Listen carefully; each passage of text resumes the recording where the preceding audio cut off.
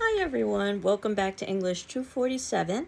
This is for our class for Tuesday, the 27th, where we are nearing the ending of the semester. So, I wanted to talk a little bit about Emily Dickinson and share with you a poem that I'm quite fond of.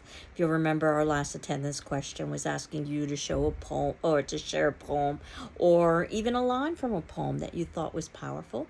I wanted to talk about incidents in the life of a slave girl, which is a very different kind of text than what we've been reading thus far. And you can see below in the notes under course outline that on Thursday's class, we will be discussing Kate Chopin's The Awakening, which is her novella. So it's longer than a short story, such a story of an hour, but it's certainly shorter than the novels we've been reading. Next Tuesday, the 4th, is Independence Day. And our final exam, believe it or not, is next Thursday on the 6th. So what I will be doing is posting our final exam at 9 a.m. on Thursday the 6th. You'll have 24 hours in which to complete that final exam, return it back to me. It'll be an essay examination, and you'll have choice within those essays. Open book, open notes. And if you were going to be taking the exam in class, you would have approximately 2 to 3 hours. So I don't expect you spending more than that amount of time with taking the examination itself, even though you've been given 24 hours because this is an online class. You will have it returned to me via my email, via PDF by the 7th, which is a Friday. And that is the ending of our semester. Note that the 7th of July, no work will be accepted after this date. So I've been trying to be as flexible as possible. In terms of where we are with deadlines, at least according to the syllabus, you would hand in journal number 4, Incidents in the Life of a Slave Girl, today, if you're watching this on Tuesday the 27th, by 11:59 p.m. That you would hand in your journal for The Awakening, journal number 5, our last journal, by Independence Day. That would be July 4th. And of course, you would take your final exam on the 6th, as well as submit in your second paper on the 6th before the final examination, so that you would be free and clear to take the final. Again, I'm trying to be a little bit flexible with dates, but no work will be accepted after the 7th, which is Friday, July 7th. But where we are now is talking a little bit about Emily Dickinson and one of my favorite Emily Dickinson poems, which you can find online on the Poetry Foundation, but there are lots of other places where you can find Dickinson's poem as well, or poetry as well, is Because I Could Not Stop for Death. And one of the reasons why I like this particular poem is that I think it illustrates many of the points that I was referencing in terms of Dickinson, that she talks about death oftentimes from the perspective of death, that she is in many ways a very spiritual person, even though not formally religious. And we see her use of things like dash and irregular capitalization for the way that she upset expectations and pushed boundaries, both in her own personal life as well as her writing. And I hope you enjoyed that biography about Emily Dickinson that I asked you all to watch, which quoted quite a bit of her poetry. It's one of the reasons why I like that particular biography. So, her poems, as you know, were not titled, so we refer to the poem by the first line. And I'm going to read you the poem, Because I Could Not Stop for Death. Again, you can find this on the Poetry Foundation if you so want it, and I've included a link for it in the notes below if you so wanted to access it. And what she says is, because I could not stop for death, he kindly stopped for me. The carriage held but just ourselves and immortality. We slowly drove, he knew no haste, and I had put away my labor and my leisure too, for his civility. We passed the school where children strove at recess in the ring. We passed the fields of gazing grain. We passed the setting sun. Or rather, he passed us. The dews drew quivering and chill. For only gossamer my gown, my tippet only tulle. We paused before a house that seemed a swelling of the ground. The roof was scarcely visible, the cornice in the ground. Since then 'tis centuries, and yet feels shorter than the day. I first surmised the horses' heads were towards eternity. And in terms of this poem, you can see that it's divided up into sections. They almost look like paragraphs. In poetry, we call those stanzas. And each stanza, much like a paragraph, deals with a unique idea.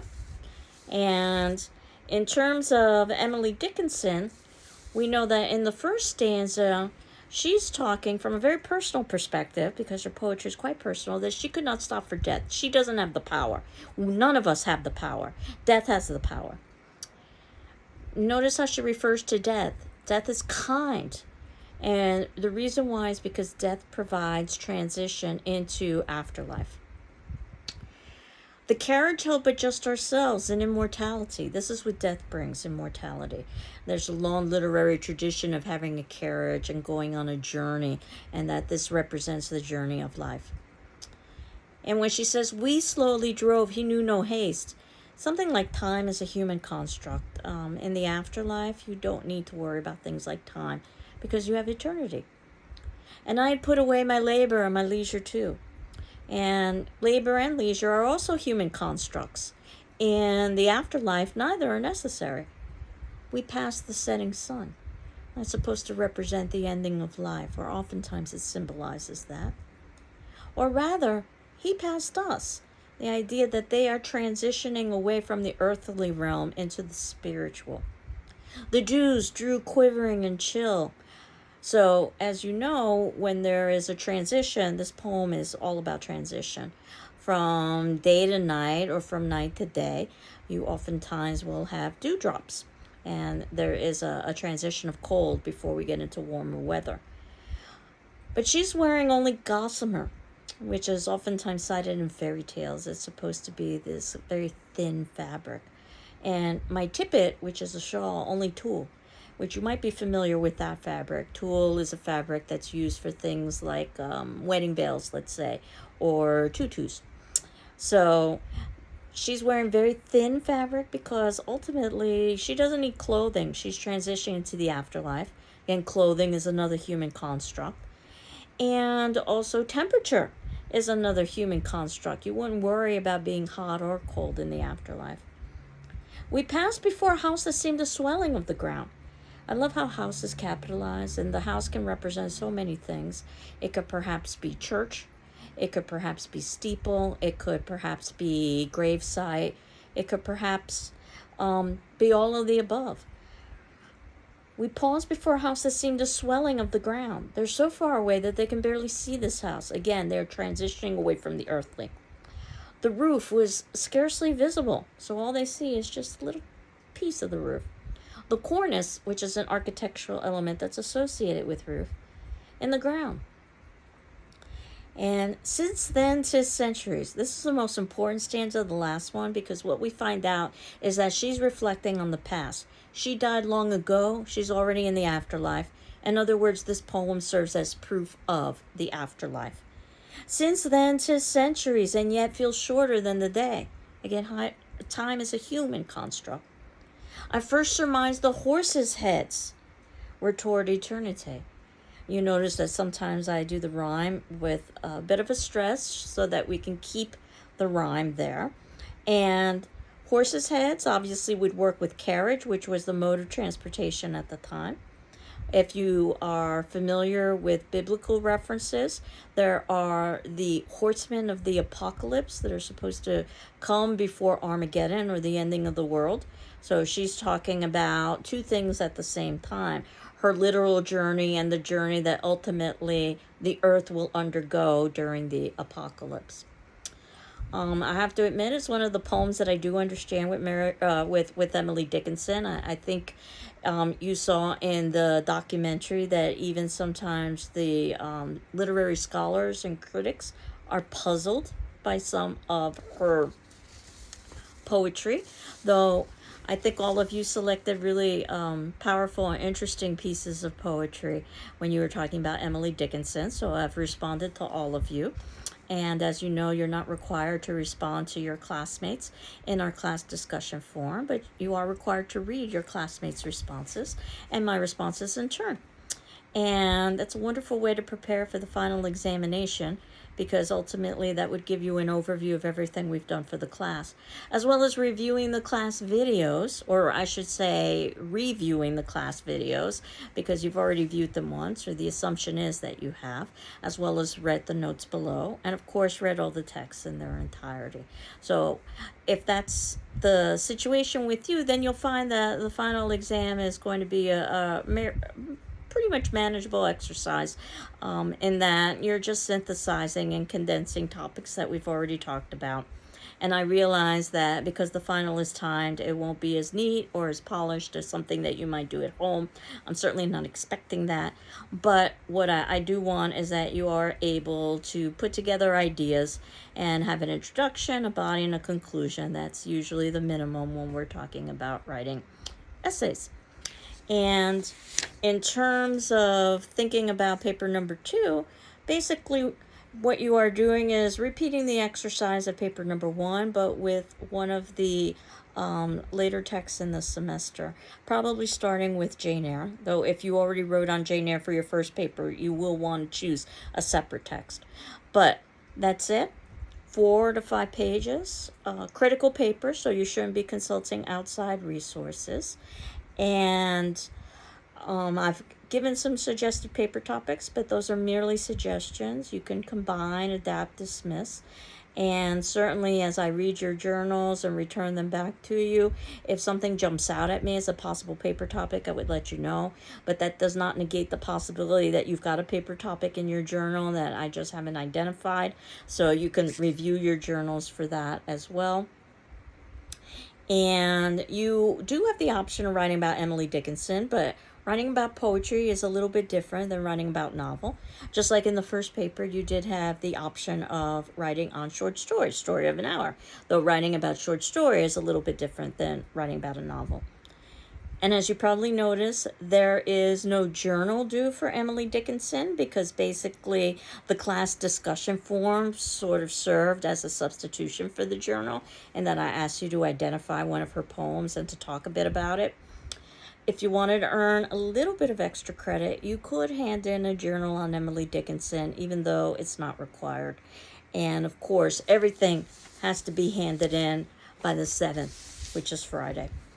So one of the things that I like about Emily Dickinson is the sense of how things are limitless, and there's a sense of infinity in her writing, and the religious allusions too.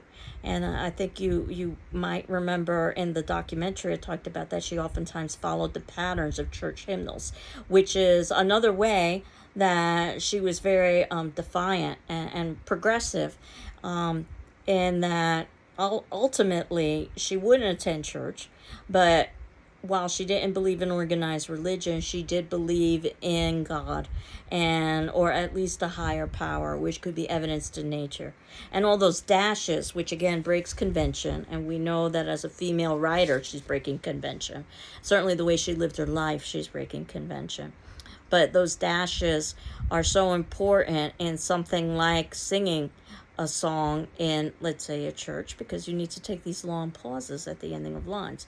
And that's what basically a dash is. It's a long pause to emphasize the importance of what follows, rather than a comma, which is a short pause. So now that we've talked a little bit about Miss Emily, I wanted to transition into a very different kind of text. Incidents in the life of a slave girl. This is less of a literary text and more of a historical text, written by Harriet Jacobs under the pseudonym Linda Brent. Now, one of the very interesting things about this text is that we get a slave narrative. Sometimes it's hard to believe that this was occurring at the same time of persuasion, when there was so much wealth and so much privilege, but I wanted you to see the contrast. And we get a female perspective of slave narrative, which is very, very unusual. And the text really identifies the hardships of slavery. It's a difficult text to read, not because of its writing, but because of its content, because it's ugly and brutal, but slavery is ugly and brutal. And calls for reform to try to change the system. That said, it's embedded within the idea of the tropes that you'd find in a 19th century sentimental novel, the importance of maintaining virginity and keeping decorum. This gets us all the way back to how we started the class with the cult of true womanhood and the importance of purity and piety for female. Virginity and virtue under siege. And we see a struggle with passive and active resistance. And both can be quite effective. Might I suggest that this would make a great paper topic or perhaps a journal topic, the ways that passive and active resistance are illustrated within the text. The sense of remaining true to oneself while also maintaining self-respect. It's one thing to say that with Jane Eyre, who is a fictional character. It's quite another to say with Harriet Jacobs or under the pseudonym of Linda Brent. And Linda in Spanish means linda or pretty. I don't think that that's any mistake. I oftentimes believe that one of the reasons why she chose a pseudonym is because it was just too painful to write under her own name because she had to relive these experiences. So perhaps the pseudonym provided her with a little bit of distance because she admitted her real name. And as horrifying as the experiences are and as surprising and the experiences are, scholars have verified that they have indeed occurred. And if you've done any studying with history, you know that all kinds of things that seem impossible were possible during that time period. So this sense of female bonding, which we've seen somewhat over the course of this semester when we were talking about Persuasion, let's say, and bonding with Lady Russell or perhaps with Mrs. Smith. We might perhaps say the same with Jane Eyre as she was bonding with Miss Temple or Helen Burns or even her cousins, the St. Johns, the female St. Johns, that is.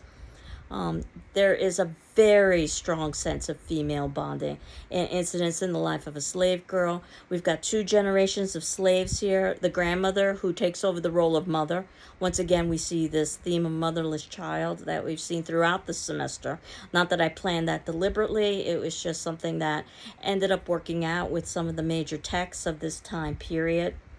And that these seemingly impossible and improbable events, even the fact that she could read and write. Keep in mind that slaves were not allowed to learn how to read and write because honestly, reading and writing means power. We talked about this again at the beginning of the semester when we were talking about the cult of true womanhood and the danger that books could present. Don't think it doesn't escape me where we are now as a society talking about banning books. And of course, the danger of books is that they can question the status quo. And there are a good number of people who don't want the status quo questioned. So if that happens to be something that is occurring within a book, then it's more likely that the dominant group will try to repress that book. Censorship has occurred probably since the dawn of publishing, probably even beforehand, though I can say that I'm quite concerned with what's happened over the last 2 to 3 years, though, with this uptick in trying to censor. But moving right along, we see the power of reading and writing in this tale. This is a sweet and a bitter tale. It's one of the ways that I tend to approach this narrative, that there are positives. There's lots of love and there's lots of bonding, but there's also lots of cruelty and degradation and pain. It might be something else that you might want to talk about in, let's say, a paper or in a journal. All semester long, we've been talking about what does it mean to be a woman in a male society, particularly in the 1800s. But what does it mean to be a slave in a free society? And I put the idea of free in quotes. We know that Linda Brent starts off in a society that's not free, but we know that she escapes to the north. And this, quote, free society, unquote, is not as free as it would appear to be. And what does it mean to be black in white society? So she was born a slave in North Carolina, and she said that she was under the impression that she wasn't even a slave because she was treated so well. It was only until her kind mistress died, and then this kind mistress ended up bequeathing Linda like a piece of property, because that's how slaves were viewed, as pieces of property, to a 5-year-old niece. Now, obviously, 5-year-old niece can't be responsible for this, or a person, or a slave, so that ultimately it was the niece's father. Flint is the surname she chooses for this family. Again, it's supposed to protect identities of individuals involved, or at least protect her safety by not exposing identities of individuals involved.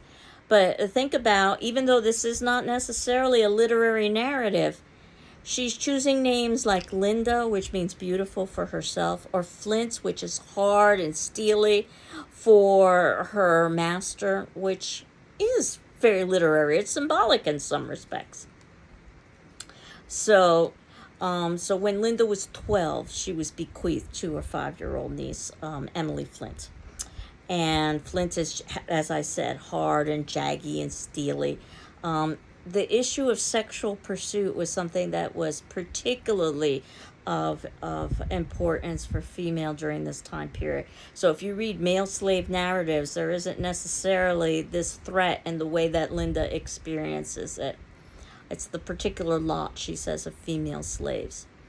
And she shows a strength and a cleverness to not only confront her pursuer. In chapter 7, she tells Dr. Flint, I despise you. That could get her killed, or easily whipped.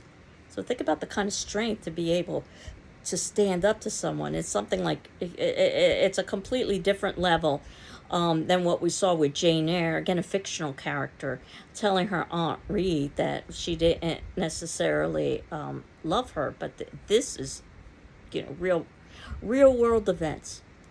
And Linda talks about how she's in impossible places, and she has to make choices that are the lesser of the two evils. She's not allowed to choose her own mate, so she ends up, because she's denied choosing the free man that she would like to marry, because Dr. Flint really doesn't want to lose his sense of control over her. It's more than just a slave at this point. It's a battle of wills between them. And that said, the person she chooses is a white man, which means that would offer her and that person a particular level of protection. Obviously, they can't marry, but it would not have been unusual at the time, certainly, for white men to be impregnating black women. And most of them didn't take any kind of sense of responsibility towards that child, or even admitted that the child might have been theirs. The name she chooses for him is Mr. Sands. And again, while we don't have necessarily a literary text, Sands is a wonderful term for this character. Sand is something that isn't firm, it's transitory, it's shifty. Mr. Sands continually talks to Linda about how he's going to buy her freedom, and he never does. And Mr. Sands continually is talking about how he's going to have responsibility for the children, and he never really does. So he's more concerned with his own political and personal agenda than he is with Linda. I had talked a little bit about female bonding with Linda and her grandmother. The grandmother very much accepts her fate. She reminds me almost of a Helen Burns kind of character in Jane Eyre. Linda rebels. And of course, the difficulty that Linda experiences by deciding to give her purity, in effect, to Mr. Sands. She's rejected by the grandmother. Eventually, the grandmother will reconcile with Linda, but the grandmother is the strongest bond that Linda has with a family member. And of course, in the continuing saga of her pursuit, where it results in her spending 7 years, imagine this, in her grandmother's garret. It was basically a box that was much like a kind of coffin in the attic area, 9 feet long, 7 feet wide. If we were meeting in person, I would ask the tallest person in the class to stand up. Usually that person is less than 7 feet tall. Just to give you an idea of the kind of space that Linda was in, that if we added a couple of feet to the average person's height, then we would basically see the kind of coffin-like structure that she spent 7 years in, which leads to the question of what is freedom and what is slavery. And of course, she's entrapped and in prison, but her mind is free. And we've oftentimes had references to this with political prisoners as well. And she makes the decision to entrap herself so that she can have freedom on her own terms. And in chapter 15, Flint says to her, Linda, you desire freedom for yourself and your children. You can only obtain it through me. That's not true. Linda finds a way to obtain it on her own. The sacrifice is tremendous. Eventually, because this is a sweet and bitter tale, we know that Linda is able to escape to the north, and at age 40, she's purchased. This is how she can achieve freedom, purchased by a Mrs. Bruce and given her freedom. And again, Linda talks a little bit about the irony that the way to achieve freedom is through someone purchasing you, and that you can't purchase human beings like the way you can cattle. But that said, Mrs. Bruce and the Bruce family as a whole is definitely one of the sweeter things in Linda's life. When she's in the north, she's able to work for them as a governess, and they treat her quite well. And she feels quite fortunate. So much so that by the ending of the novel, she decides to keep with the Bruce family to help them raise their children, even though, of course, she's separated from her own children. So that's one of the bittersweet elements of the novel. We see lots of physical and mental abuse. Again, this is not an easy text to read. The brutality, the cruelty, the hardship, the degradation, the persecution that exists with slavery. Also hypocrisy. What a great paper topic that might be, to talk about the hypocrisy that exists within slavery. And the hypocrisy that exists within the political world, the religious world, and the social world. It's something that we've been touching on as the novels have progressed, but I don't think it's nearly as clear-cut as it is in this novel. So many references to religion, and of course it's a Christianity that is only applicable in certain instances, not universalized. And one of the more important pieces of this text is when Linda Brent says that she's writing to white women, and specifically saying that they should feel jealousy and rage because they both are disempowered. They both are disenfranchised. And rather than working against one another, that the white female slaveholders would end up seeing the slaves, the female black slaves, as competition, knowing that their husbands would likely impregnate them. That instead of seeing each other as competition, they should see each other as allies and work together, and that they should rise up. And that really is the justification for writing this text. It's not something that necessarily Linda Brent wants to relive, but she does it for the greater good. So it's uncertain in this time period how much or how little is being taught in history classes about slavery. Sadly, it oftentimes is dictated by locale. So some states are much more open to talking about slavery than other states are. But I'm not sure if all of you were aware of just some of these very basic facts that Linda Brent talks about. So in some ways, again, this is a kind of history review. That there were auctions on New Year's Eve day. This is when the slave auctions occurred, so this is one of the saddest days for blacks, because this is when families would be torn apart. And we see the historical consequence of this now in our own time period. When we talk about broken families, we talk about single mothers, we talk about the absence of strong male figure. This goes all the way back to the days of slavery, when male was deliberately taken away from the family unit. And the consequences have lasted 4 generations.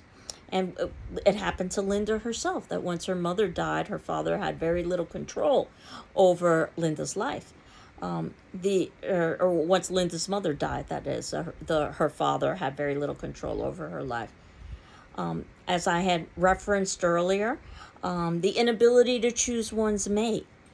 That free black men, supposedly they were free, were given the privilege of earning their own wages. Can you imagine that? Being given the privilege of earning their own wages.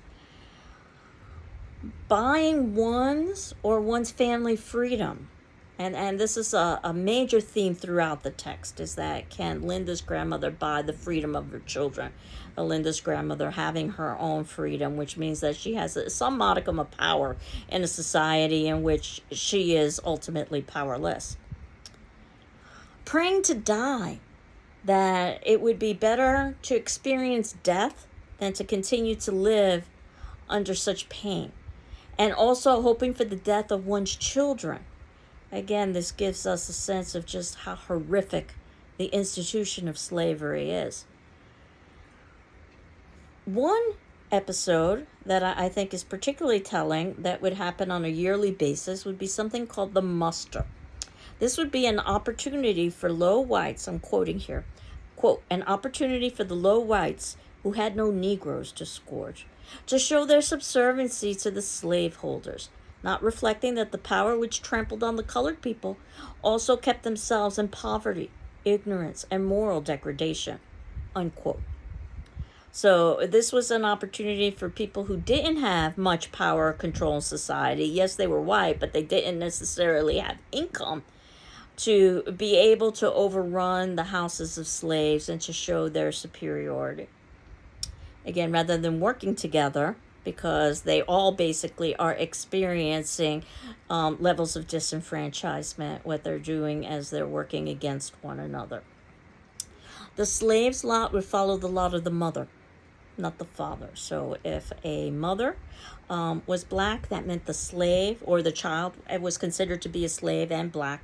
And that ultimately, even if that child had very fair skin, they were considered to be black. Now, there were fair-skinned individuals who tried to, quote, pass, unquote, as white. Some were more successful than others. And, of course, there's a lot of controversy about that, about, what obligation does one have to self as opposed to what obligation does one have to community. Another wonderful, perhaps, paper topic or journal topic. That black women, black slaves, served as wet nurses to white children. So basically, they not only suckled their own children, black women, but they suckled the children of their white mistresses. So they were good enough for that. And they were good enough to raise the children of their white mistresses. They were good enough for the masters to rape and have sex with them. But they certainly weren't good enough to be considered equal. The fugitive slave law, so that if one was able to escape, to quote the free states, one had to experience, or one had to illustrate a certain level of savvy and caution, because one could be caught and brought back to the South or as escaped property. And that racism exists not just in the South, but also the North, that the North is supposed to be free, but yet there's all kinds of evidence of just different kinds of discrimination, which Linda Brent found quite fascinating, because of course she had only heard stories about the North, and that she realized that the reality was very different than her expectation in many respects. One of my favorite lines in the book is in chapter 9, when she says, "I was 21 years in that cage of obscene birds." This is not a literary text. I've said this several times before. Linda Brent was taught how to read and write as a child. It gave her a certain level of power and autonomy. But this is just a gorgeous sentence. I was 21 years in that cage of obscene birds. I would say it would stand up to any great literary author. Imagine what Linda Brent could have done if she had had the privileges of the authors that we've read thus far. And something quite telling, I think, in chapter 35, because there are lessons that are embedded in here. And she says that finding that I was resolved to stand up for my rights, they, being the individuals that she was traveling with, concluded to treat me well. And she talks a little bit about, yes, there's discrimination in the North, but that one needs to stand up for oneself and to confront that despite risk. And that's how one earns respect. And she was able to do that. But she also acknowledged that some poor creatures have been so brutalized that they will sneak out of the way to give their masters free access to their wives and daughters. That's in chapter 8. She doesn't necessarily fault them, but she does talk about how slavery degrades both the slave owner as well as the slave. So, in terms of our discussion forum question, which would be due on Thursday the 29th at 9 a.m., of course, if you need an extension, please let me know. I wanted to ask you about incidents in the life of a slave girl, specifically in relation to hypocrisy. There is an incredible amount of hypocrisy in this text.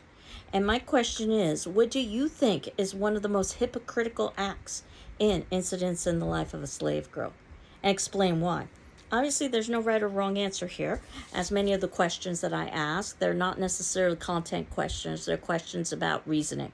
So I'm much more interested in your thinking. Well, I don't know if you heard that. That was quite the thunderbolt there, and maybe I might take that as a clue. It looks like we're in the midst of a storm, and it would be perfect for Frankenstein, but maybe not so perfect now. So it turns out that it looks like we've got a thunderstorm on its way. So maybe I'll just stop here. I don't want to get into a situation where we lose electricity or anything like that.